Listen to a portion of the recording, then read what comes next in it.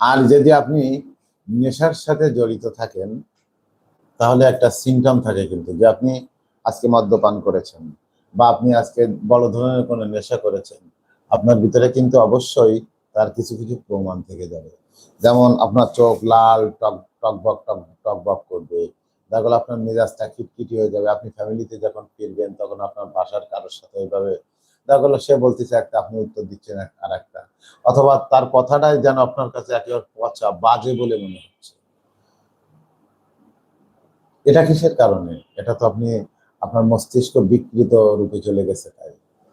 এই জন্য পাশাপাশি দেখা গেল আপনার ক্ষুধা-মন্দা থাকতে পারে, অথবা দেখা গেল আপনি বাসায় যারা আছে তাদের সাথে দুর্ব্যবহার করতেছেন, বা দেখা গেল আপনার মেজাজটা খিটখিটি হয়ে যাচ্ছে, আপনার কোনো কিছু ভালো লাগতেছে না, আপনার একা একা বসে থাকতে ভালো লাগে,